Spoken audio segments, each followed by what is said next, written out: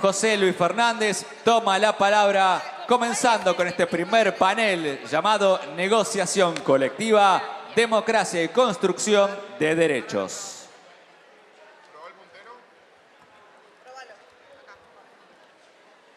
Bueno, muy buenos días, compañeras, compañeros. Después de haber escuchado a Marina, después de haber escuchado a Héctor, solamente se me ocurre pensar, con las exposiciones que hicieron, por supuesto, ¿no? Solamente se me ocurre pensar, les decía, qué lindo que es ser peronista y sindicalista, ¿no?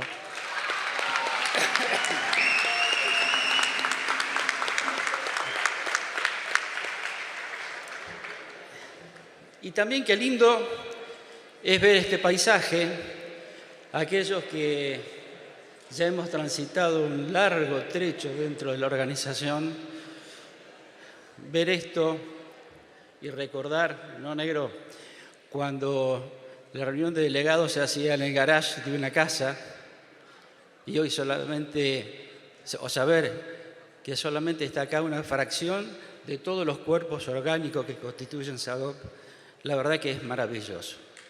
Así que para todos,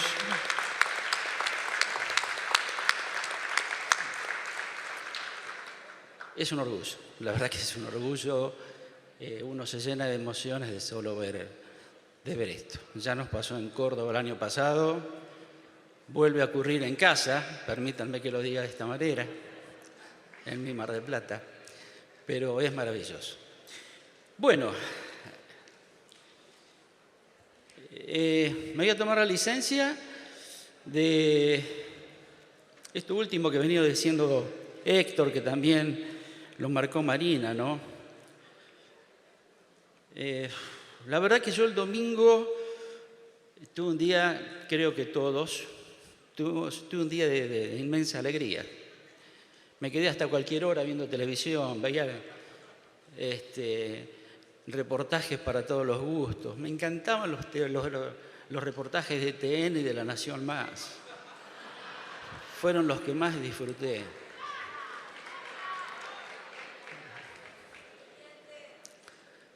Y la verdad que sí, fue un día de alegría contenida, porque la verdad que hasta ese momento, wow, ¿no? No sabíamos qué iba a pasar, no sabíamos qué iba a pasar. No digo que uno pasa de la depresión al paroxismo, pero la verdad que hasta altas horas de la noche lo disfruté plenamente. Y espero, la verdad que como bien lo decía Héctor, lo reiteró, esto no está ganado, esto no está ganado. Lo que está en juego es fundamental para todo el mundo del trabajo y más allá también. Espero que nuestra militancia continúe y espero que todos los esfuerzos que se han hecho, todas las organizaciones que se han movilizado para que pudiéramos disfrutar del domingo y que lograron ratificar conducciones o accedieron a conducciones o accedieron a cargos, que todo ese esfuerzo que se puso el domingo vuelva a ponerse en juego el 19 de noviembre. Vamos a necesitar que no exista morosidad de acciones alguna para asegurarnos el triunfo en el balotaje. Dicho esto, y ya entrando de lleno en el métier que nos ocupa, resaltando que en este panel me acompañan, tengo la suerte de que me acompañen cuatro compañeros y compañeras. Una compañera invitada por SADOP, una compañera de una organización hermana, verdaderamente hermana. Celeste Rosso. Otra compañera que creo que todos conocemos, Patricia Rodríguez. La conocen.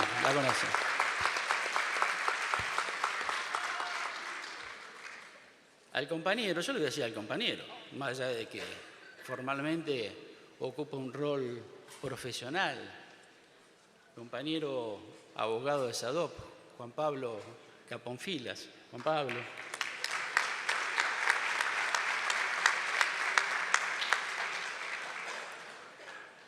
Y finalmente, Mariano, que nos viene acompañando desde hace muchísimo tiempo también, y que bueno, luego cada uno a su turno deberá tener la presentación que le corresponde.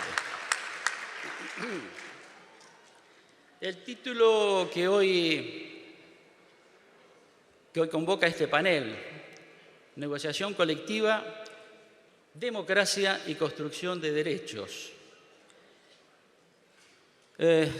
Yo creo que en el título mismo, o el título mismo en realidad, condensa y expresa mucho de lo que realmente somos. Democracia y construcción de derechos.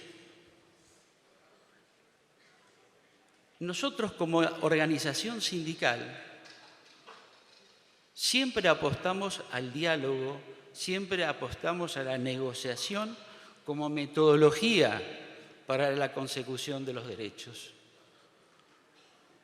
La negociación colectiva debemos entenderla entonces como un instrumento de la democracia. Es así de simple, esa es nuestra práctica y por eso yo decía que el título en sí condensa y expresa lo que verdaderamente somos. Y a partir de esas negociaciones, como también dije antes, aparecen nuevos derechos o defendemos nuestros derechos. Obviamente que no podemos olvidarnos la máxima de un general de la nación cuando decía que los derechos no solo se declaman, sino que se conquistan. Y él decía, se conquistan con la organización y, si es necesario, la lucha. Eso es imprescindible tenerlo en cuenta. Pero, repito, es nuestra práctica misma lo que se expresa en el título, en lo que nos convoca hoy en este panel. Desde el punto de vista de SADOP, nosotros tenemos una larga y una rica historia en cuanto a negociación colectiva. Y si bien todavía no hemos alcanzado nuestro objetivo máximo, que fue casi el cierre de las palabras del compañero Héctor, sí lo tenemos en la mira, sí está muy apuntada y sí estoy convencido, como les decía recién una compañera, en la próxima gestión lo vamos a lograr. Si no en esta, en la próxima gestión estoy convencido que lo vamos a lograr. ¿De qué próxima gestión me refiero? La próxima gestión que va a iniciar el 10 de diciembre a nivel país. Si no lo logramos en esta, lo vamos a lograr en la otra, tengo el pleno convencimiento. Y en este sentido, y ya para empezar a dar la palabra a quienes realmente tienen que hablar, en este sentido quiero ser y representar a nuestro colectivo en esto. Quiero ser muy agradecido, debemos ser muy agradecidos al Ministerio de Trabajo de la Nación, que realmente nos ha acompañado en todo este trayecto que venimos haciendo por la consecución del convenio colectivo. Hoy, por suerte, nos va a acompañar la ministra en algún panel más tarde. Se hará explícito en ese momento, pero tengamos en cuenta que el Ministerio de Trabajo viene acompañándonos muy fuertemente en todo esto que venimos nosotros peleando. Por otra parte, también digamos que lo que hace el Ministerio es precisamente ir a sus fuentes, a sus orígenes. Para eso está el Ministerio de Trabajo, para eso fue creada la legislación laboral, para eso está el Ministerio de Trabajo, que es precisamente defender al sector de los trabajadores, estar volcando la definición de los poderes operantes en la relación de trabajo a favor del más desposeído, que siempre somos los trabajadores. Así que sumo al Ministerio de Trabajo el agradecimiento, que creo que quedó más que explicitado hoy, al acompañamiento que la Confederación General del Trabajo nos está haciendo también para la obtención del convenio colectivo de trabajo. Bueno, no me quiero extender más, porque además quiero tener la autoridad después de pedirles a cada panelista que no se excedan de los 15 minutos. Así que voy a contenerme. Estaría lindo para seguir conversando, lo haremos seguramente en otros momentos de este encuentro, pero vamos a dar inicio a este panel, ¿sí? Y en principio voy a recurrir al apunte para presentar a quien ustedes ya conocen, pero vamos a darles alguna información más, que es la primera oradora de este panel, que es la compañera Patricia Rodríguez. Pato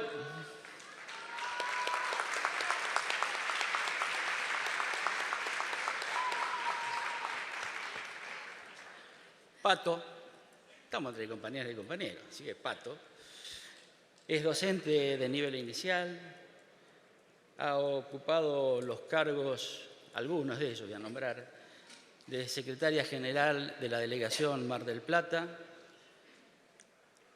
Fue el año desde el 2011 al 2019, en ese periodo lo fue. Fue secretaria adjunta de la Seccional Provincia de Buenos Aires en el periodo 2019-2023 y actualmente, como todos sabemos, es la secretaria gremial del Secretariado Ejecutivo Nacional por el periodo en curso 2023-2027. A esto suma que es miembro del Cuerpo Paritario Nacional. Y, si se me permite agregar, no figura en el currículum aunque debiera, creo que Pato es básicamente una gran compañera, una gran militante y feminista. Hola. Gracias, José. Gracias a mis compañeros. Bueno, buenos días a todas y a todos.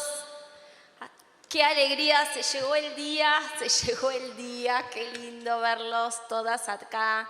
Bienvenidas a esta, la gran ciudad, la feliz, mi casa. Qué lindo poder verlas a todos y acá todos unidos,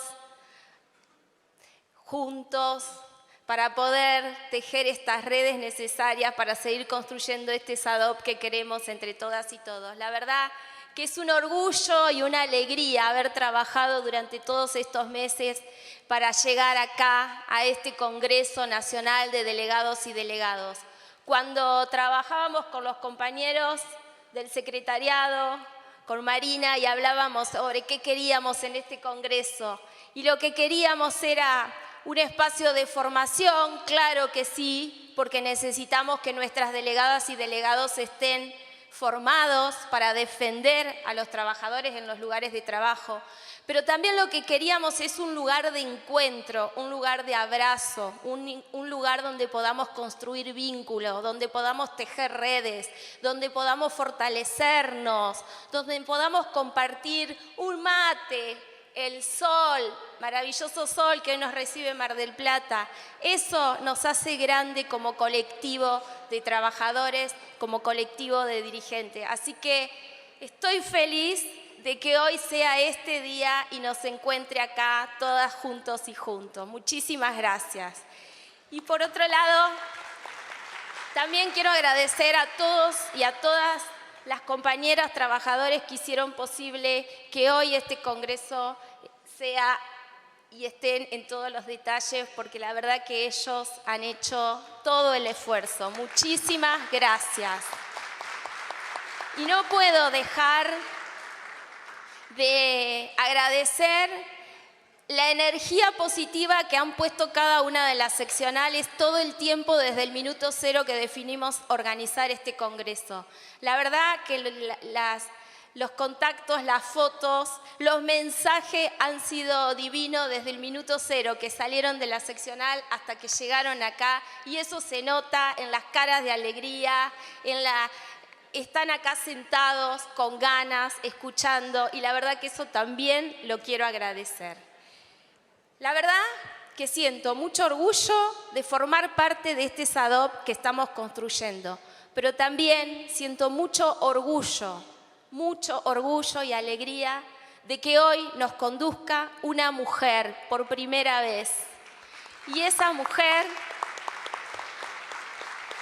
es producto de un trabajo colectivo, es producto de un trabajo de las compañeras y los compañeros para tener hoy a nuestra conductora Marina Jáuregui Berry. Creo que esta organización la merecía y nosotras también.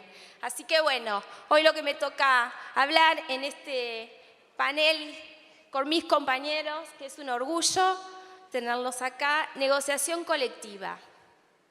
Y la pregunta que nos hacemos es, ¿qué es la negociación colectiva? Bueno, en nuestro modelo sindical argentino hay dos características fundamentales en donde se apoya. Una es la representación de las y los trabajadores en los lugares de trabajo, y el otro es el derecho a la negociación colectiva. Pero ¿y qué es la negociación colectiva?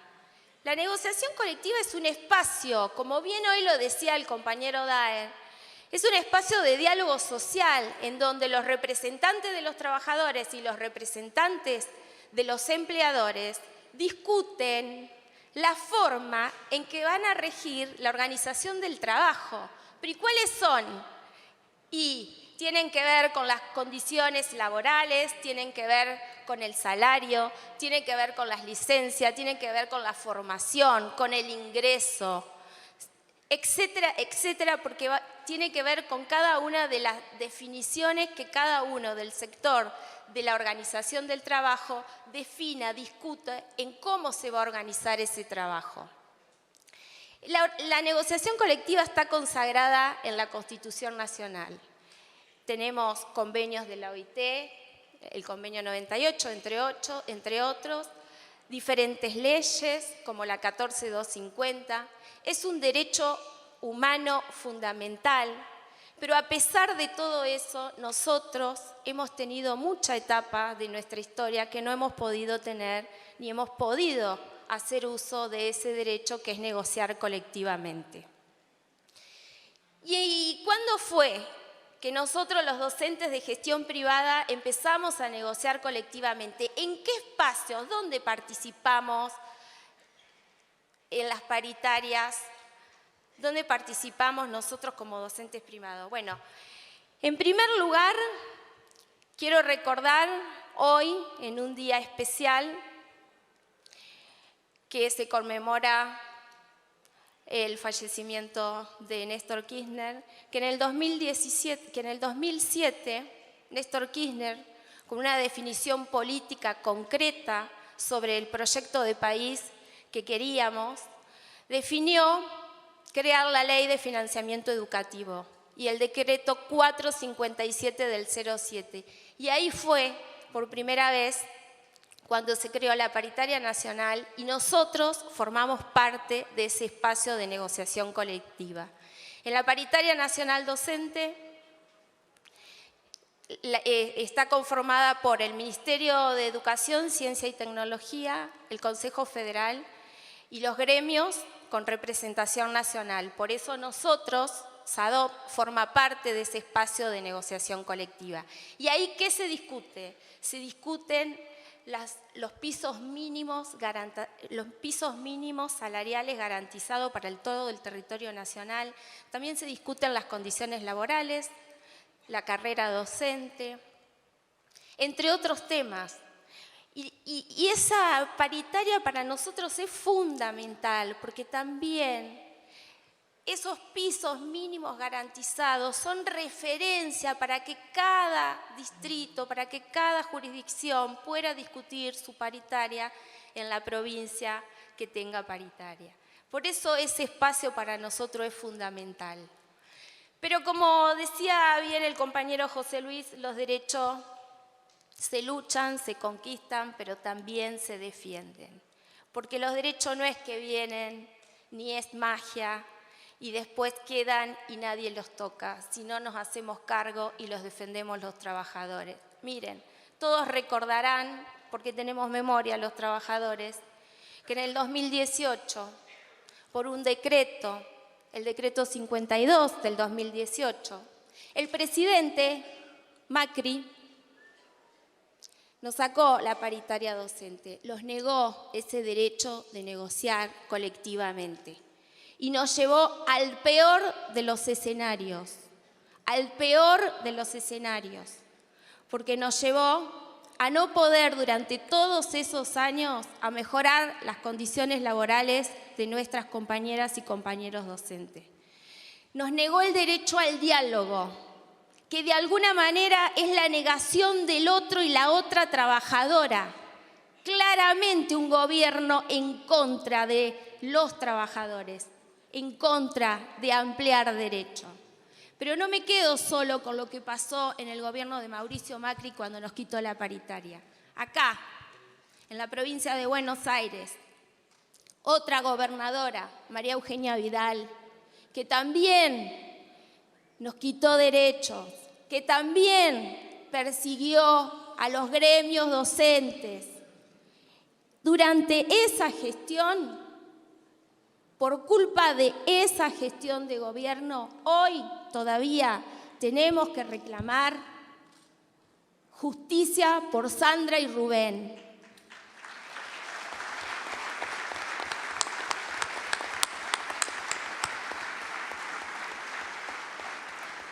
Un gobierno que da la espalda al movimiento obrero, que da la espalda a los sindicatos, que no amplía derechos, que quita derechos, nos quita no solo derechos, sino la vida, compañeros y compañeras. Por eso, para nosotros, los trabajadores, las trabajadoras, no es lo mismo un gobierno que quita derechos a un gobierno que amplía derechos. Y lo tenemos que tener en claro a la hora de elegir qué gobierno y en qué país queremos vivir. Creo que lo tenemos bastante en claro los docentes porque lo sufrimos y lo padecimos.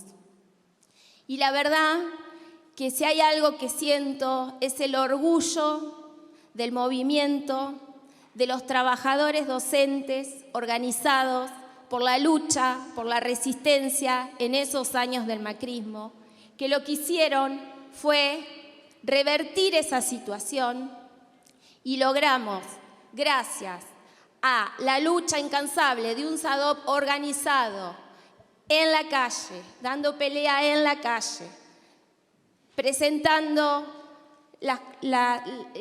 judicialmente a nivel nacional e internacional, que después el compañero Juan Pablo va a ampliar en eso.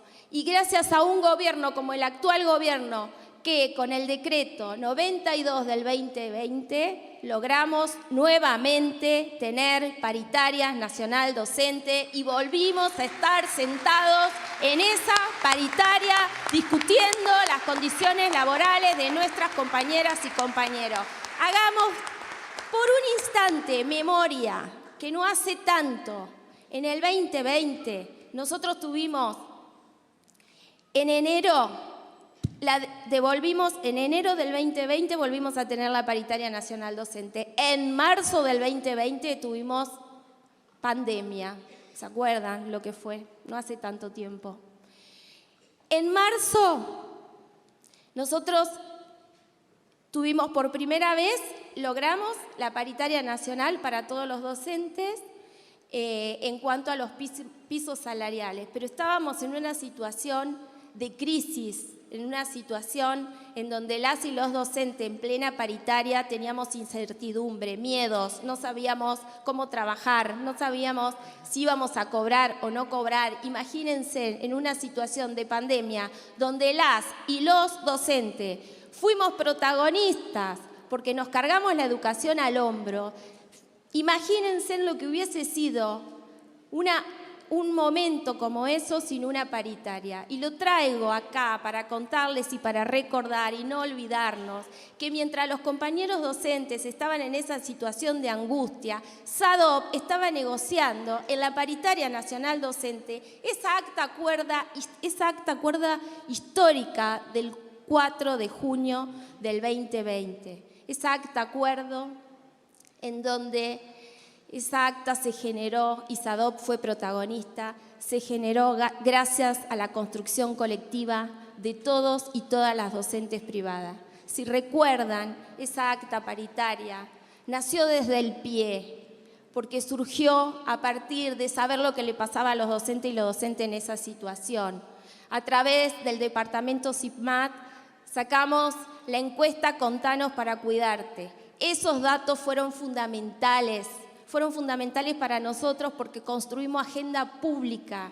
Esa agenda la llevamos a la paritaria y con esa agenda pudimos construir esta acta acuerdo que fue histórica porque además de que apuntó a ampliar derechos en cuanto a las condiciones laborales, sino también que tenía una mirada con perspectiva de género, compañeras y compañeros. Y esto lo tenemos que decir, no podemos pensar solamente en la acción desde una perspectiva de género, sino también en cómo construimos derecho con perspectiva de género, dada la representatividad que tenemos nosotros, nosotras, en las escuelas donde mayoritariamente somos docentes.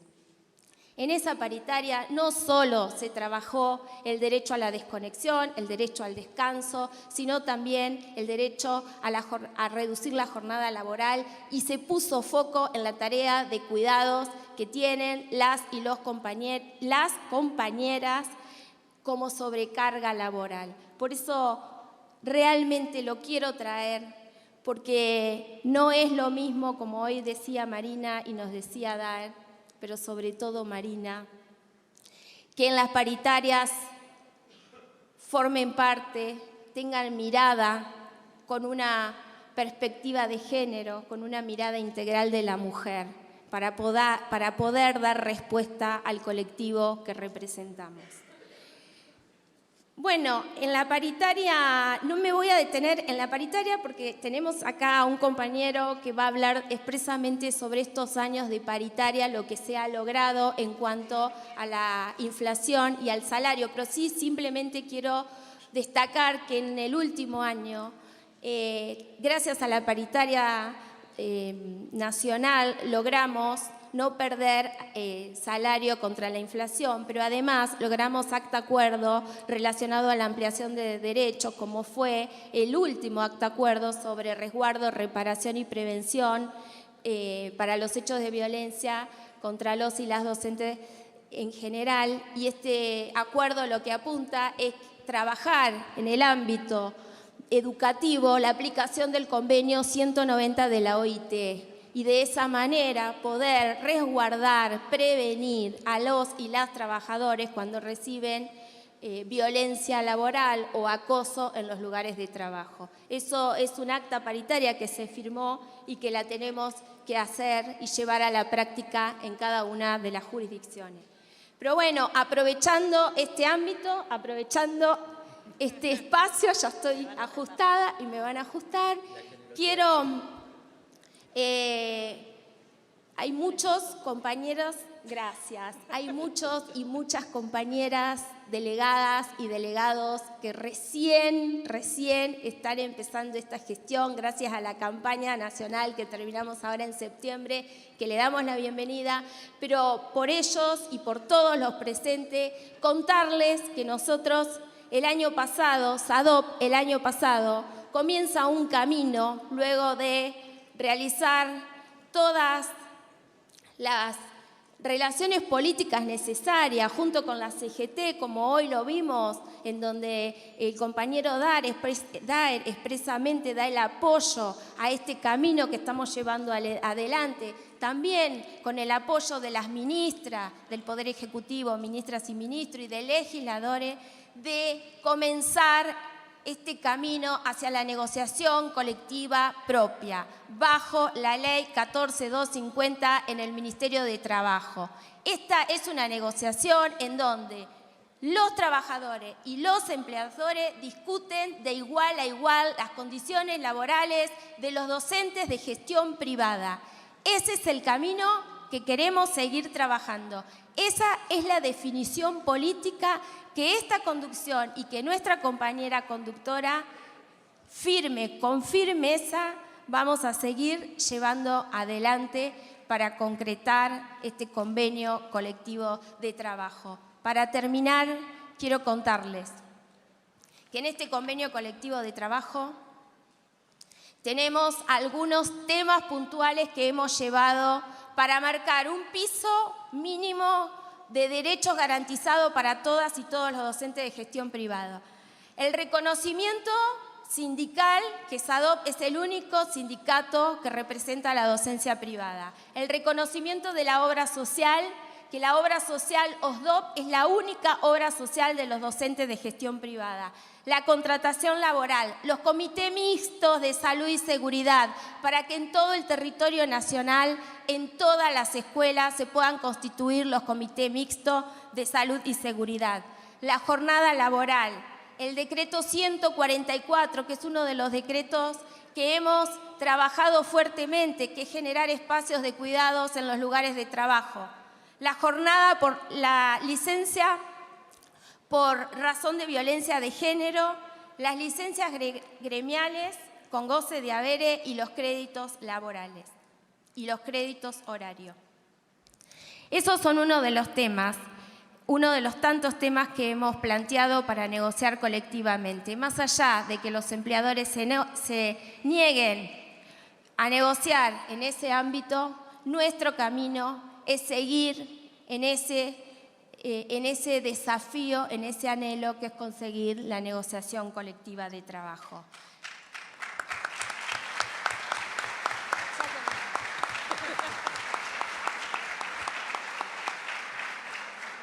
Para concretar nuestro convenio colectivo de trabajo nos necesitamos unidos y organizados, más unidos que nunca. Y con la fuerza de este colectivo le vamos a demostrar a la patronal que este es el camino. Convenio colectivo ya. Desde Mar del Plata visibilicemos la fuerza que tenemos, compañeras y compañeros. Vamos hacia el convenio colectivo de trabajo. Gracias, muchas gracias.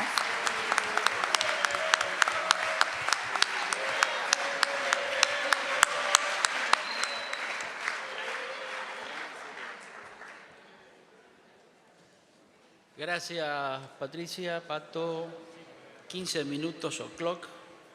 Bien.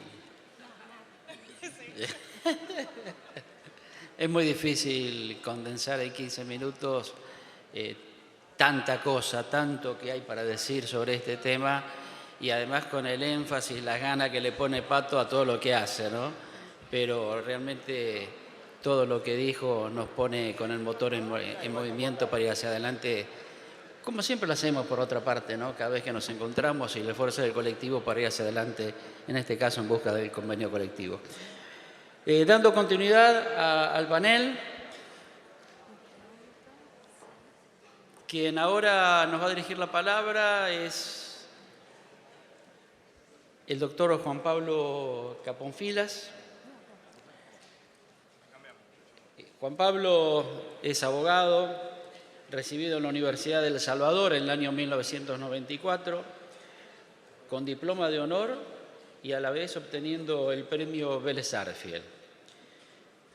Ejerce la profesión como abogado laboralista desde ese mismo año, 1994, especializado en Derecho Colectivo del Trabajo. Es asesor legal de SADOP no tengo la fecha, pero desde hace muchísimos años, podríamos decirlo. Miembro del equipo federal del trabajo, socio honorario del Foro de Derecho del Trabajo. Es autor de numerosas obras jurídicas en materia de derecho del trabajo. Entre estas podemos nombrar a Régimen Laboral de la Pequeña y Mediana Empresa y Reformas Laborales, de Librería Editora Platense, ambas con coautoría con el profesor Rodolfo Capón Filas.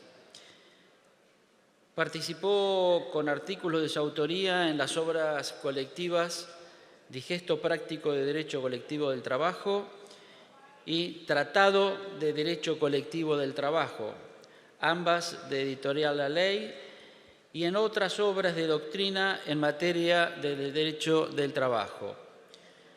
Habitualmente publica artículos de doctrina en la revista jurídica digital eldia.com y en el blog del Equipo Federal de Trabajo, en materia de derecho individual y colectivo del trabajo. Ha participado como expositor en numerosos congresos y jornadas de derecho del trabajo, tanto en nuestro país como en otros países hermanos de América Latina. Bueno, este es un currículum muy abreviado que posee Juan Pablo Capón Filas, el doctor Juan Pablo Capón Filas, amigo de la casa. Creo que su currículum, lo poco que leí, ya habla de frente a quién estamos. Y yo agregaría a este currículum que su total entrega, su total predisposición cada vez que uno lo requiere para alguna tarea del sindicato. Un gran profesional, Juan Pablo. Todo tuyo el panel. Muchas gracias.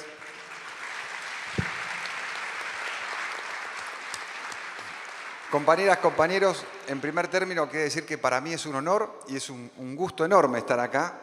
Y quiero recordar unas palabras que dijo Marina hoy cuando ella comentaba que estuvo en cada uno de los momentos de organización del Congreso. Así que yo realmente cuando Marina me manda con tanto cariño la invitación, no pude más que decir que era un honor y un orgullo para mí. Así que cuando uno tiene ya algunos años, a veces la forma es tan importante como el contenido. Así que muchas gracias, Marina, por la invitación.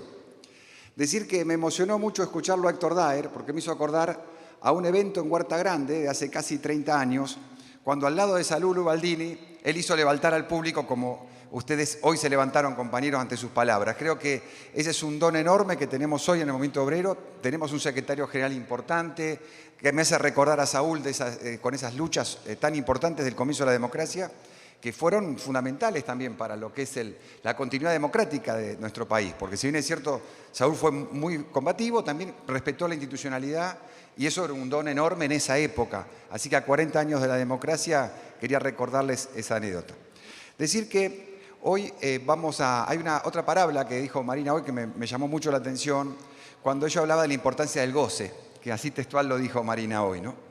Y yo recuerdo una obra que me gustaría que algunos de los compañeros interesados en lo que es la simbología de los textos, de la importancia de la palabra, recuerda que se llama El placer del texto, de un autor francés, porque los textos generan un placer al lector. Y lo que se preguntaba a Roland Barthes en ese momento era si en realidad el lector era el que creaba el texto o el autor lo creaba. Y él decía que en realidad el lector crea el texto, porque lo que cada uno interpreta es lo que realmente la palabra es, ¿no? Digo esto porque en un momento tan importante de la Argentina, donde pareciera que uno puede decir cualquier cosa, y ese cualquier cosa no tiene ninguna consecuencia, ninguna. Eso no es libertad. La libertad, a mí me enseñó en la facultad, que presidía el rector Jorge Bergoglio, que nosotros tenemos una función en base a los valores. Y hay valores que son relativos y hay valores que son absolutos. Los valores absolutos, y eso lo explicaba Werner Goldschmidt en una obra muy importante, Teoría Trialista del Derecho, son aquellos que siempre son buenos. Por ejemplo, la justicia. La justicia en todo momento es buena. La justicia social, la justicia conmutativa, la justicia distributiva, siempre es buena, siempre es valiosa. No hay ninguna injusticia que sea correcta. Un gran pensador, Piero Calamandré, decía, la justicia envenena aún en dosis homeopáticas. La justicia envenena aún en dosis homeopáticas. En cambio, la libertad y el poder son valores relativos. Si yo ejerzo mi libertad en favor de la justicia y en favor de la bondad, en favor de la caridad, en favor de la solidaridad, de la cooperación, por supuesto, es un gran mérito la libertad. Ahora, si yo la libertad la uso para la opresión, la uso para la injusticia, la uso para intentar obtener riquezas en desmedro de los otros, para usar a los otros como cosas, esa libertad no es correcta, es una libertad injusta, es una libertad inconveniente. Bueno, esto quiero que nosotros como sindicato docente lo tengamos muy presente. No cualquier cosa es posible en el marco de la libertad. Decir además que voy a leer, en el marco del placer del texto que comentaba, porque este texto que vamos a leer ahora nos genera un gran placer, es una providencia del Ministerio de Trabajo de la Nación, de la Dirección Nacional de Relaciones del Trabajo, del 22 de septiembre de este año, que establece el actual estado de la paritaria propia, como bien decía Patricia recién. Nosotros tenemos una paritaria general, que es lo que comentaba Patricia muy bien, y una paritaria propia, que es el convenio colectivo de trabajo, que todavía no hemos podido lograr, aunque esto es una política, yo diría, de Estado, entre comillas, de la organización. Nosotros tenemos como antecedente de lo que vamos a comentar ahora, un dictamen del Ministerio de Educación de la Nación que lo trajo a colación un gran abogado que está presente con nosotros en SADOP, que le hemos dado la bienvenida al sindicato en este momento, que es Santiago Pavón Jauregui. Yo no sé, no lo he visto a Santiago, si está. Este documento, no sé dónde está Santiago, ya está. Lo trae a colación Santiago en un marco de una controversia muy fuerte con el sector empleador del año 1992. Fíjense qué anacronismo que tenemos en la docencia privada. La docencia privada es el sector del sector privado de la economía argentina más numeroso que no tiene convenio colectivo. Superamos los 250.000 trabajadores y aún no tenemos un convenio colectivo propio. Y esto no es porque los docentes no hemos sido efectivos o inteligentes en cómo plantear el convenio. Esto ha sido por la negativa del sector empresario que de hace más de 30 años viene legando el derecho de los docentes privados y las docentes privados a su propio convenio colectivo. Es decir, este documento, que lo encontró Santiago, lo presentamos en el expediente y fue uno de los antecedentes de esta resolución que voy a leer, en mérito a la brevedad y los 15 minutos que vamos a cumplir a rajatabla. Dice así: Providencia, del 22 de septiembre de 2023. Compartiendo los fundamentos del dictamen que antecede y que esta dirección hace propios, tiénese presente lo establecido por el artículo 14 bis de la Constitución Nacional, los convenios de la Organización Internacional del Trabajo, 87, 98 y 154, y la Ley 14250. Cabe concluir que el colectivo de trabajadoras y trabajadores representados por el Sindicato Argentino de Docentes Privados SADOP no se encuentra excluido de los alcances de la Ley 14250 y por tanto resulta ajustada a derecho la petición de negociación para la celebración de un convenio colectivo de trabajo, debiendo citarse a las partes a tales fines y efectos. Esto lo suscribe el director nacional Raúl Enrique Ferrara. Además dice: exhórtese a la coordinadora de institutos de enseñanzas privadas CORDIEP, a la Confederación Argentina de Instituciones de Educación Privada CAIEP y al Consejo Superior de Educación Católica CONSUDEC a proseguir las negociaciones con el Sindicato Argentino de Docentes Privados SADOP.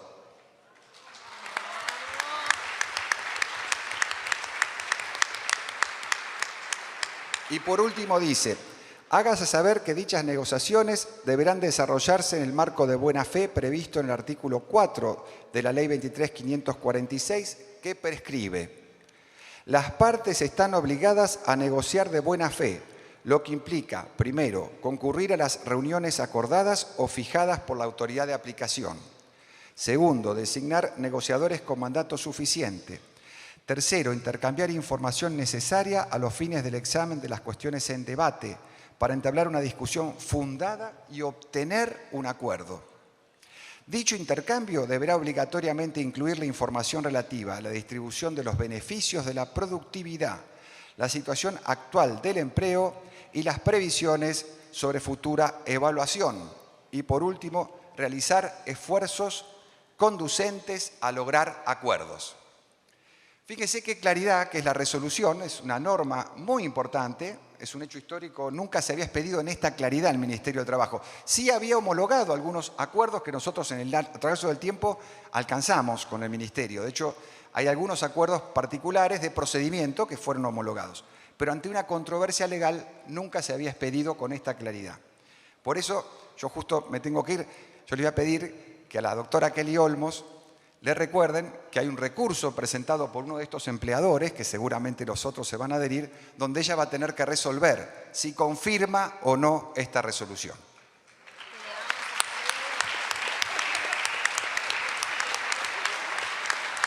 Para darle la bienvenida.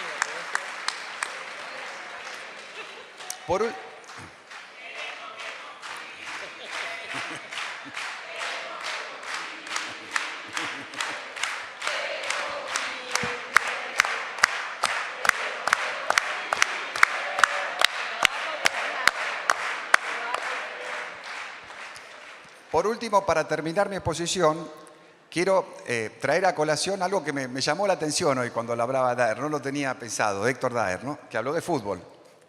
Y en una situación muy particular que esos momentos de la vida te regala, estuve sentado al lado de Gabriel Milito, el mariscal, acá al lado, ¿no? Y yo le pregunté, como a mí mucho el fútbol lo dejé, me gusta, pero lo dejé de jugar hace muchos años, le digo, ¿vos estudiaste para director técnico? ¿Viste? Es una pregunta. El tipo me mira como si fuera un marciano, ¿viste? ¿Qué me está preguntando, no? Y me mira y dice, sí, dice, yo estudié, dice, pero lo más importante es el liderazgo. Y esto lo digo por lo siguiente, SADOP claramente tiene un liderazgo, así que una felicitación a la compañera.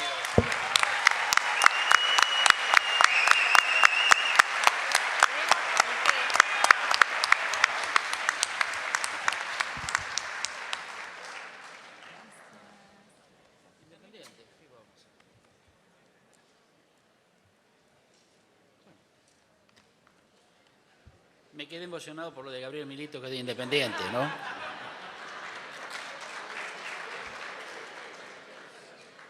Bueno, Juan Pablo, gracias con la claridad de siempre.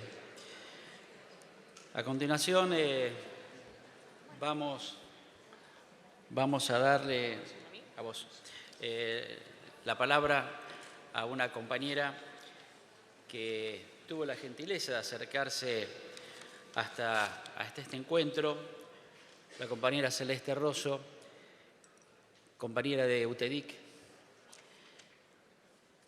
Ella es trabajadora de SUMA. SUMA es la obra social de la Universidad Nacional de Mar del Plata. Es delegada gremial de UTEDIC en esa obra social, periodo en el que se firmó el convenio colectivo de trabajo entre UTEDIC y SUMA y la obra social. Secretaria de Acción Social en la actualidad en UTEDIC de la seccional Mar del Plata, en el periodo 2018-2021 y en la actualidad se desempeña como secretaria adjunta de la seccional Mar del Plata de UTEDIC. Como siempre es importante compartir experiencias entre trabajadores y sobre todo con una compañera que tiene un recorrido en el tema que hoy nos ocupa y además agrego, siempre está la mirada de mujer que nunca deja de ser un plus importante al momento de abordar las tareas como de convenio colectivo de trabajo. Así que Celeste, te damos la palabra y te agradecemos. Sí, claro, te paso el micrófono si no vas a poder hablar. Gracias. Bueno, muchas gracias. Buenos días a todos y a todas. La verdad, una alegría estar acá en este congreso. La verdad me contagiaron una felicidad que venía perdiendo en la semana después de tanta violencia y tanta odio por redes sociales. La verdad que venir acá y empaparme de esta alegría, la verdad se los agradezco. Me da mucho optimismo, la verdad. Bueno, agradecer primeramente a las autoridades de SADOP, a Marina, a Adriana, que nos convocaron acá a la UTEDIC. Ahí vamos. Y dejarles el saludo de nuestra secretaria general, Janina Hatum, quien celebra los lazos de hermandad entre los gremios ya que son una red de contención para todos los trabajadores y trabajadoras y una ampliación de derechos y mejoras para los trabajadores y las trabajadoras.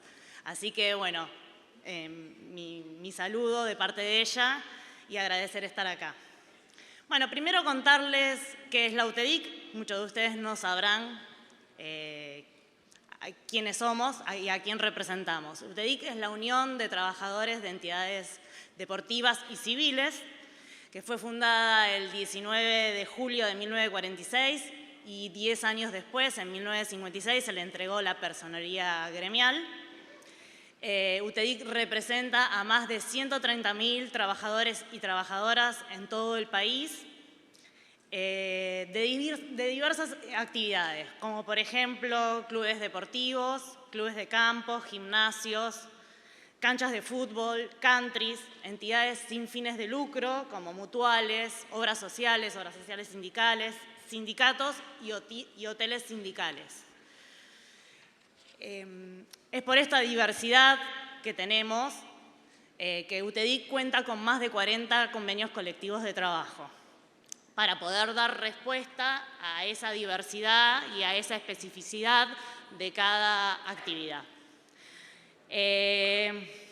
Los convenios colectivos más importantes que tenemos en la Unión son el de entidades civiles, que es el que nuclea la mayor cantidad de gente, que hace poquito fue revalidado, se volvió a incluir algunas mejoras que después les voy a mencionar. El de clubes de campo, en donde están incluidos todo el personal de los countries. El de personal de gimnasios, con la Cámara de Gimnasios se firmó ese convenio, el de las mutuales y el de hoteles sindicales. Esos son los más grandes que tenemos. En todos ellos se han logrado numerosas ventajas para los trabajadores y trabajadoras, tales como salarios más justos, condiciones de trabajo mejoradas, seguridad en el empleo, ya que reduce el riesgo de despidos injustos, incrementos salariales con las paritarias, regulación de la jornada laboral con descansos regulares que ayudan a los trabajadores y a las trabajadoras a mantener un equilibrio entre su vida laboral y personal. Se otorgan garantías de seguridad laboral, ya que los convenios contienen cláusulas para garantizar la seguridad en el lugar del trabajo y disponen comités mixtos de seguridad e higiene, lo que es fundamental para proteger la salud y el bienestar de los y las trabajadoras. También favorecen las tareas de cuidado para que los trabajadores y las trabajadoras tengan igual oportunidades laborales. Y creo que este es un punto muy importante y es un pilar de la UTEDIC, las licencias de cuidado, que en principio todos los convenios colectivos contemplan licencias parenterales por temas de cuidado, para la asistencia familiar de familiar enfermo, por maternidad, por adopción, permisos para someterse a estudios médicos, licencias por parto múltiple, permiso para gimnasia preparto, entre otras. En algunos convenios en particular con los que se ha logrado, existen licencias tales como de progenitor no gestante, o sea, se le da días al progenitor no gestante, que hoy por ley son 2 nada más. Licencias de maternidad extendidas, que superan los días de la ley, 120 días, por interrupción del embarazo y por adaptación escolar de hijos e hijas.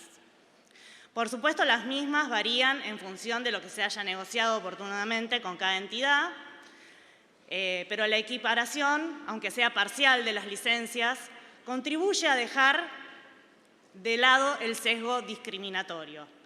Si cualquier trabajador o trabajadora, independientemente de su género, tiene igual acceso a licencias, ya no habría razones para optar por emplear un hombre en lugar de una mujer, ni para priorizarlo en puestos de mayor jerarquía o remuneración. Estos permisos buscan equilibrar las responsabilidades laborales y personales, garantizando el bienestar de los empleados y sus familias. Recientemente se incorporó en 2 convenios colectivos, que les hablaba, el de entidades civiles y el de clubes de campo, el pago sustitutivo del beneficio de guardería, que salió por ley, y la reglamentación del teletrabajo, y se incluyó en la redacción de los convenios colectivos el lenguaje inclusivo. Dentro de los convenios colectivos de UTEDIC se incluyen licencias por violencia de género también, que permiten a los trabajadores y trabajadoras ausentarse en casos por violencia doméstica o laboral. Estas licencias, con frecuencia, están acompañadas por protocolos que establecen cómo manejar situaciones de violencia de género en el lugar del trabajo, tal como lo sugiere la Recomendación 206 del Convenio 190 de la OIT. Al ofrecer apoyo y tiempo de recuperación, estas disposiciones contribuyen a la seguridad y protección de las víctimas. Bueno, un poquito también les puedo contar de mi trabajo en lo que fue en la obra social Suma. Esto es en general lo que les conté, en las generalidades de la UTEDIC. En lo particular, yo en mis comienzos como trabajadora de la obra social de la Universidad de Mar del Plata, representé a mis compañeros en la paritaria para tener y firmar un convenio colectivo propio. Surgió de las necesidades, no nos sentíamos representados en ese momento, ni por las categorías, ni por las funciones, ni por la descripción de esas categorías. Y entonces pensamos que podíamos tener mejoras. Y bueno, nuestros empleadores, que son los docentes y los no docentes de la Universidad de Mar del Plata, que forman un consejo de administración, estuvieron abiertos a realizar esos cambios. Fueron casi 2 años. No es fácil tener un convenio colectivo de trabajo, se los puedo asegurar. Se negocia punto por punto, artículo por artículo, cada palabra cuenta y es importante que esté pensada y que no vaya a ser tomada para hacer un daño a los trabajadores o a las trabajadoras. Así que nada, fueron 2 años intensos de idas y vueltas, con ir al Ministerio de Trabajo, con los abogados del gremio, que la verdad que ahí fue la primera vez que me enamoré de mi gremio porque dije, wow, esta gente está peleando por nosotros que somos 50.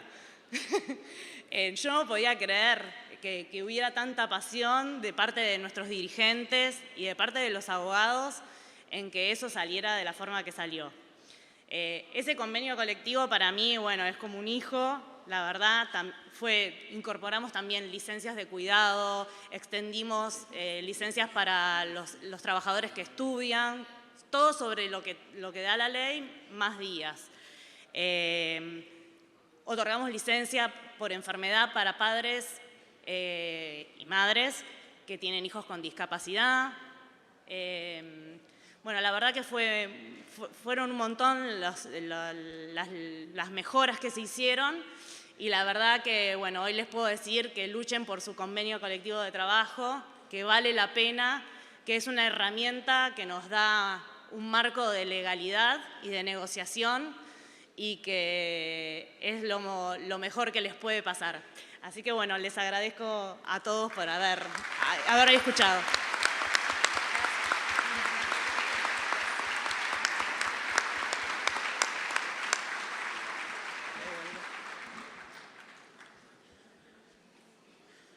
Muy rica tu exposición, Celeste. Muchas gracias. La importancia de tener un convenio colectivo de trabajo, esa es nuestra búsqueda, ¿no? Gracias nuevamente. Gracias. Y para finalizar las disertaciones, por lo menos de este panel,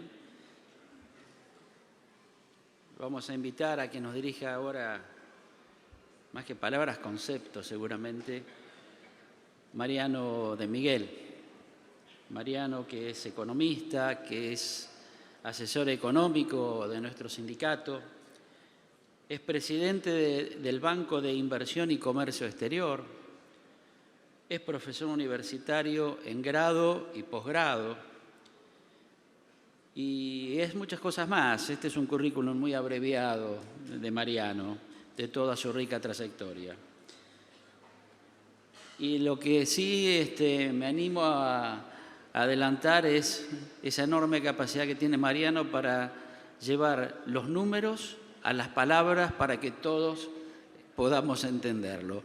Así que, Mariano, te damos la palabra y muchas gracias por tu presencia.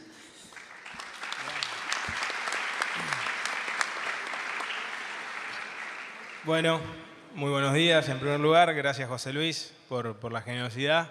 La presión es alta, sobre todo que espero ser breve porque me dijeron 15 minutitos. Primero que nada, agradecer a Marina especialmente y a través de ella a toda la organización, porque entre otras cuestiones siempre para mí es un gusto estar en SADOP, porque bueno, soy de la casa, me siento así, pero estaba pensando, digo, bueno, ya hace más de una década que finalmente SADOP tiene la gentileza, lo da Daniel ahí, de confiar en mí como colaborador, pero es la primera vez que participo en un congreso de delegados y delegadas, así que gracias realmente porque el gusto es alto.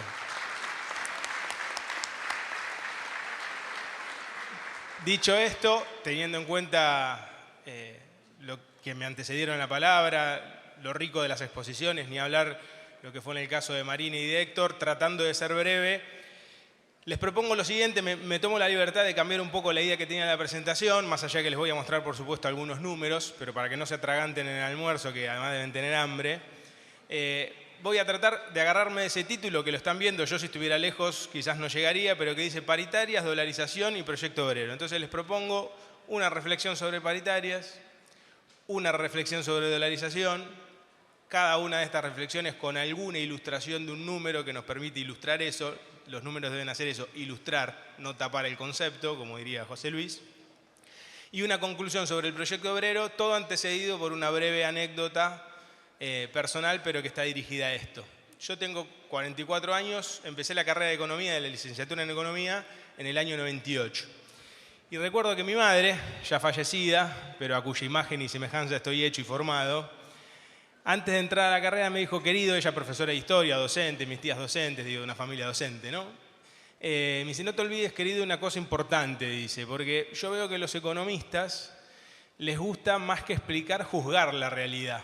Y cuando entran en conflicto con la realidad no dudan un minuto. Entre el modelo y la realidad sacrifican la realidad y se quedan con el modelo. Dice, vos deberías pensar en hacer otra cosa. Dice, primero porque vos vas a estudiar una ciencia, la economía, que a diferencia de la matemática de la cual te vas a nutrir, la matemática para hacer ciencia puede no explicar nada, simplemente necesita ser consistente. Pero dice, el resto de las ciencias, digo, la economía, ni hablar las ciencias políticas, la historia, mismo la física, la química, para hacer ciencia tienen que explicar algo, algún fenómeno, y ella me recordaba a mi madre, fenómeno es eso que brilla, digo, ¿no? Como esta luz, ¿no? Lo que brilla. Eso que a mí me motiva a decir, tengo que explicar esto que está pasando. Y la enseñanza en el fondo, ¿cuál era? Vos seguro no vas a recorrer el camino de la ciencia o del conocimiento si vos negás algo que está pasando y lo que pretendés es, de alguna manera, fundar un pensamiento sobre esa negación. Es decir, es fundamental que no juzgues lo que pasa, que lo entiendas y en todo caso, para bien, que busques transformar la realidad. ¿Y esto por qué se los cuento? Porque justamente, si uno se mete dentro de las paritarias, y ahí va la primera reflexión, y en particular después hacemos y ahora mostramos algún número con respecto a lo que tiene que ver con la paritaria docente, la paritaria no se agota en el concepto de salario o en la realidad del salario.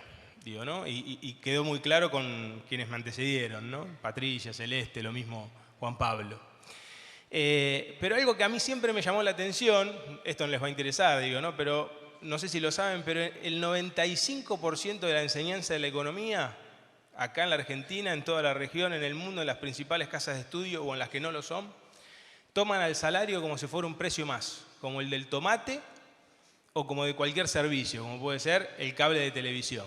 Entonces, como cualquier precio, entienden que está regulado por la oferta y la demanda, y si algo sobra, que baje su precio. Y hay una idea detrás de que finalmente, para lograr que todos estemos trabajando, en el límite lo que hay que aceptar es, bueno, finalmente ganar menos. Con esa mirada, que insisto, es el 95% por lo menos de la profesión, si ustedes me siguen en el hilo conceptual, lo mejor que le puede pasar al sistema es que no haya imperfecciones. ¿Y qué sería una imperfección? Por ejemplo, una organización social y política que se le ocurra obstruir el natural movimiento de la economía. Pero ahí viene lo de mi madre. Eso es una irrealidad. Suponer eso es una irrealidad. El salario no es un precio. El salario es un vector de reparto distributivo. El salario es un producto histórico. Entonces, si uno trata de explicar esa realidad, lo que va a entender es que la cantidad, por ejemplo, de empleo depende mucho más de que la economía se mueva. no de que el salario esté bajo, o sea, poco. Y que el salario es poco o mucho en función de una correlación de fuerzas de una circunstancia, donde influye justamente que la economía esté en movimiento o no. Y va otra anécdota cortita. Yo cuando arranqué, que la suelo contar, en SADOP, me acuerdo, en una reunión de SADOP, capaz que Daniel vos te acordás, ya hace mucho, estaba el Bocha Palacios. Y yo, con la soberbia de la juventud, hablaba a favor del salario, ¿no? Y el Bocha Palacios me agarró la cabeza así, con un poquito más pelo que tenía ahora, y me dijo, Mariano, está bárbaro el salario, pero es muy difícil discutir salarios cuando vos tenés niveles de desempleo como los que teníamos en los 90. Entonces, esto es muy importante porque no es sobre la baja del salario que se consigue el empleo, es sobre la base de una actividad que se mueve, que tenemos mejores condiciones para negociar salario, como lo que están viendo en pantalla. No sé si llegan a verlo, si no yo quedo a disposición para charlar después e incluso ir y viajar a los lugares que estén para explicarlo. Esto lo que muestra, muy grosso modo, es, tomando como base el mes de febrero de este año, que es el último mes del año paritario de ustedes, o nuestro, porque yo también soy docente, cómo evolucionó la variación acumulada de los aumentos negociados. Esa es la curva celeste que ustedes ven, que acumula 176,7, y abajo van a ver una curva negra, que es la acumulación de la inflación hasta el momento y proyectada hasta diciembre. No sé si llegan a ver que esa curva negra después es como que se divide en tres. Uno más pesimista, uno más optimista y uno medio. La conclusión importante de este gráfico es que fruto de condiciones muy buenas de empleo y de una economía que se movió a pesar de los enormes problemas que tuvo, y sobre todo de esto que muchos quieren negar, pero que es la esencia de la realidad económica, que es la realidad paritaria en una economía capitalista de mercado, se ha conseguido estar muy por encima de la evolución de la inflación, aún proyectando el peor escenario. A mí siempre me gusta decir, y por eso muestro este segundo gráfico, que cuando uno trata de negociar, o el consejo que yo suelo dar a alguien que va a negociar salarios es, idealmente uno debería terminar el último día del año paritario, idealmente, de mínima, con la misma capacidad adquisitiva real que el primer día del año paritario, de mínima, si es más, mejor. Y en el medio, tratar de que la inflación corra por detrás al salario y no el salario a la inflación. ¿Se entiende este punto? Eso no siempre pasa. Cuando pasa es una excepción. Esto está pasando este año. Son todas barras para arriba, ¿las ven? Cada barra lo que mira mes por mes, marzo, abril, mayo, junio, hasta diciembre del 23, es constatar que en todos los meses, no solo en el punta a punta se va a terminar mejor, sino que en todos los meses el salario arrojó una ganancia real. Esa ganancia real, si uno la acumula y la lleva justamente al día de hoy, perdonen que pase relativamente rápido, pero acá es donde trato de ser breve, en todo caso después me charlaremos cuando quieran. Si uno dice, Mariano, a ver, dame alguna referencia, esa ganancia, si yo la junto por mes, ¿en qué termino? ¿Con qué la puedo comparar? Y, por ejemplo, la podemos comparar justamente con ese piso docente. Va a terminar acumulando cerca de 2 pisos docentes de ganancia a fin de año. Tengan presente que muchas veces esto da al revés. Es decir, tenemos muchos meses con, no solo en el universo de los docentes, de la economía en general, barras para abajo. Y, de hecho, esas barras para abajo es las que yo siempre aconsejo. Quizás para esas sirve el bono, para pagar eso que se perdió mes a mes. Pero es importante la negociación. Pero, ¿qué muestran estos 3 gráficos? Se va a ganar en el punta a punta, se gana en el mes a mes, y una referencia interesante para tomar esa ganancia justamente es, o para verla, ponderarla, medirla, es mirarla contra ese piso docente. Es decir, se debe festejar que en función de una circunstancia favorable y de una negociación por parte de los gremios docentes, se consigue esto que acá estamos viendo. Conclusión de esta primera reflexión, en consecuencia, que a mí me parece lo fundamental, no olvidar nunca que entonces el salario no es un precio como el del tomate, es un resultado histórico fruto de la lucha, que tiene 2 ventajas muy grandes. Como el salario es la principal palanca del consumo privado, y como el consumo privado es el principal componente de la demanda agregada a la economía, la dinámica salarial favorable supone la dinámica económica favorable.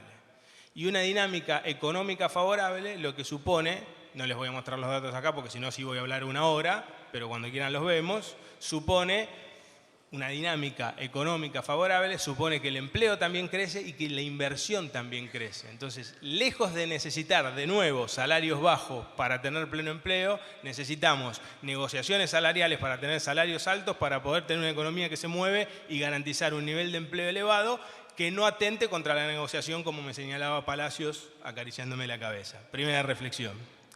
Segunda, cortita, porque de última José Luis me pasará el papelito, que ya estoy viendo de reojo que no me llegue el papelito.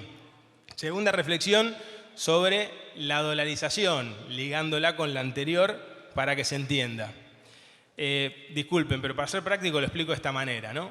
Si ustedes me dijeran, Mariano, explícame en 2 minutos 2 o 3 problemas que vos ves o ventajas de la dolarización. Arranquemos por esto. ¿Ven todos esto? Es un billete de 1000 pesos. Esto es un crédito para mí. Esto es un activo, porque lo tengo y puedo comprar cosas. Pocas, pero se pueden comprar.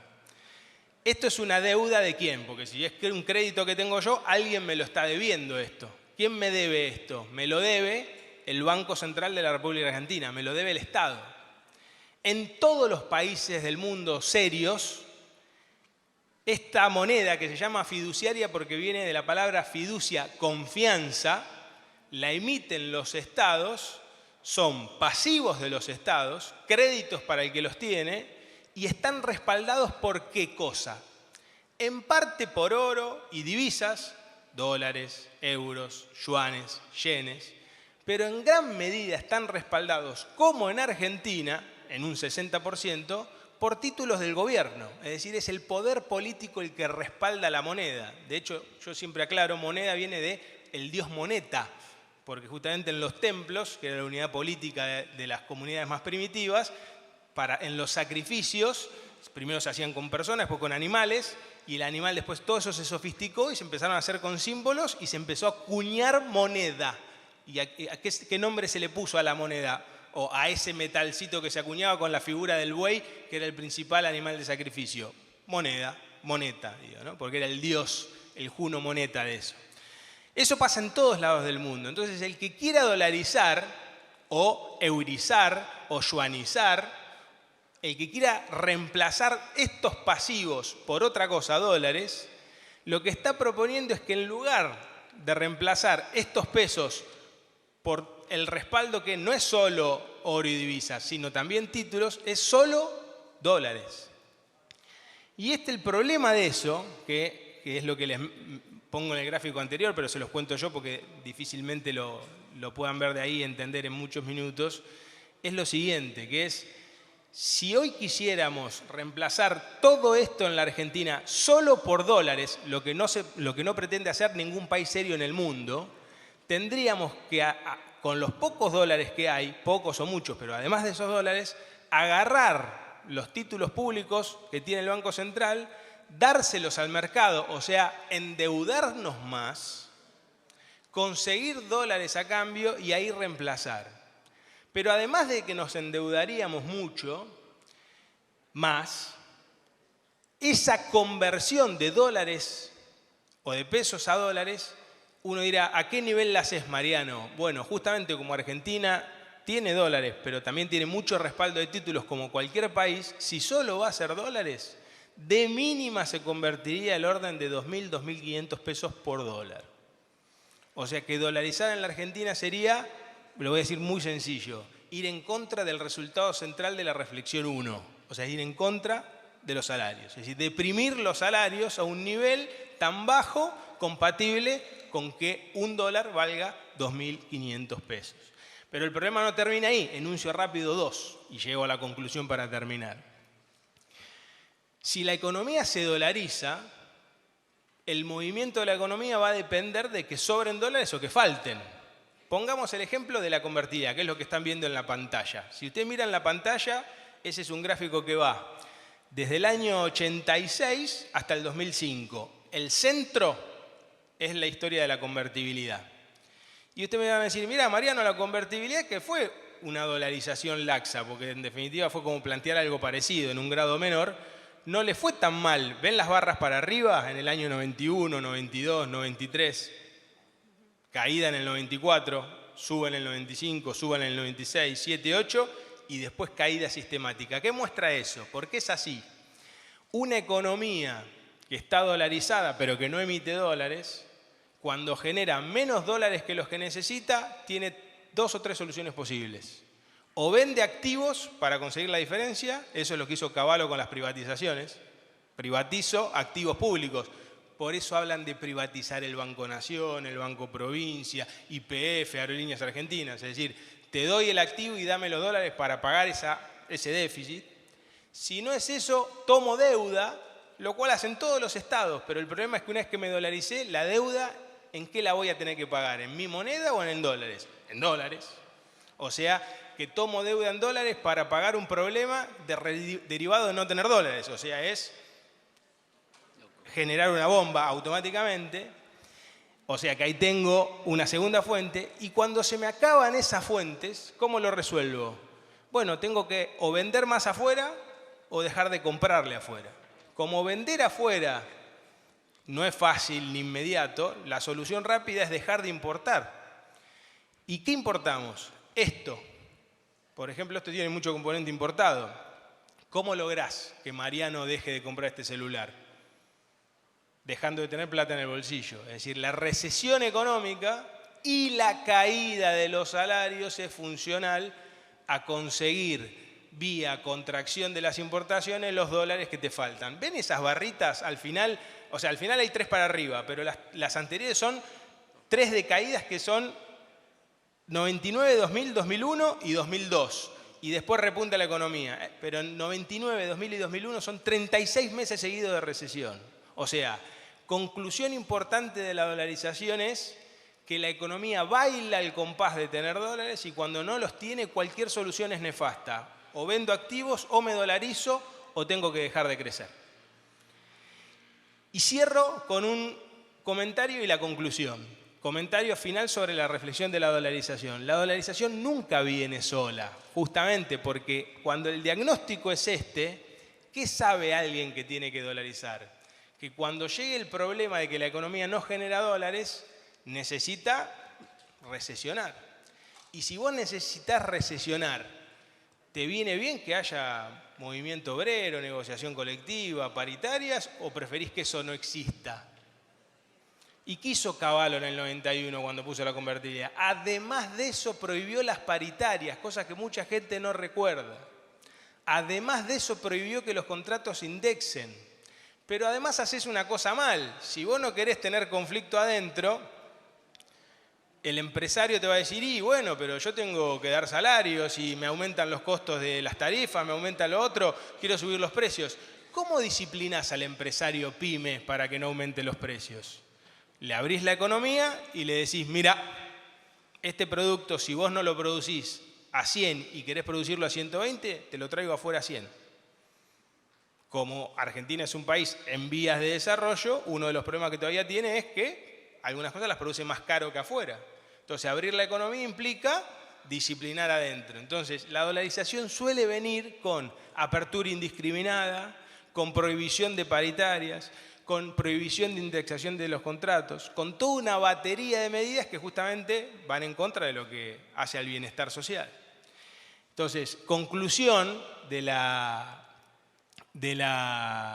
segunda reflexión es muy sintética.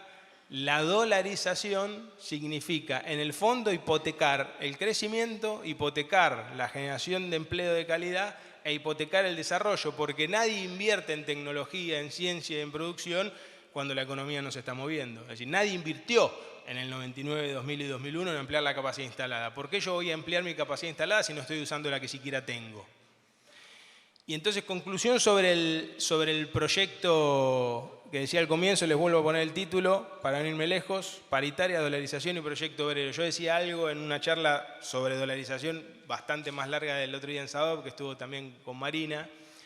Decía una frase que para mí es muy gráfica, o dos. Si ustedes me dicen, Mariano, pero bueno, supongamos que es inevitable la dolarización. ¿En qué condiciones se podría hacer una dolarización exitosa? En aquellas en que no hace falta dolarizar. O sea, ¿cuándo yo puedo dolarizar sin problema? Cuando me sobran dólares. El problema es cuando me sobran dólares no necesito dolarizar. Y lo segundo que es fundamental, y para mí es la frase más importante, es y con esto cierro retomando la anécdota de mi querida madre, de mi viejita, que es, en el marco de dolarización no hay proyecto obrero, no puede haber proyecto obrero. Es intrínsecamente necesario dolarizar que no haya proyecto obrero en términos de discusión salarial paritaria de condiciones de trabajo. No puede haberlo. Y entonces ahí vuelvo a lo de mi madre, ¿en qué sentido? Yo veo muchos economistas, no voy a cargar sobre Javier solamente, porque Javier en parte expresa en un grado extremo y delirante ese 95% que les hablaba antes. Los economistas no nos da vergüenza, en términos generales, cuando en un manual explicamos la realidad como si no existiera un fenómeno que brilla, que tiene un montón de beneficios que negamos y que además muchas veces proponemos un esquema donde lo que significa, y retomo esa frase de mi madre que siempre escucho, no juzgues la realidad, comprendela, no la anules, transformala. Y ahí viene la palabra del cuidado, porque guarda con un punto. Yo veo muchos economistas como Milei que juzgan la realidad y se enojan con ella en lugar de explicarla. Pero más que anularla, la quieren transformar. Pero la quieren transformar en un sentido muy preciso. Por eso la preocupación, y esto realmente es el cierre, para mí como economista, honrando lo que me había dicho mi madre, es no solo discutir dolarización, porque hay proyectos en grados bastante menores, como fue la convertida de los 90, que ya significan muchas cosas muy complicadas. Nadie va a salir a decir, estamos en contra del proyecto obrero.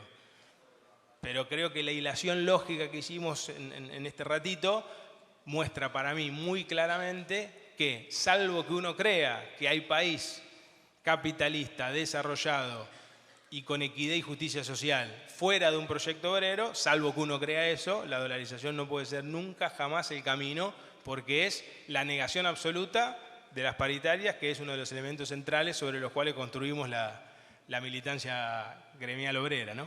Gracias.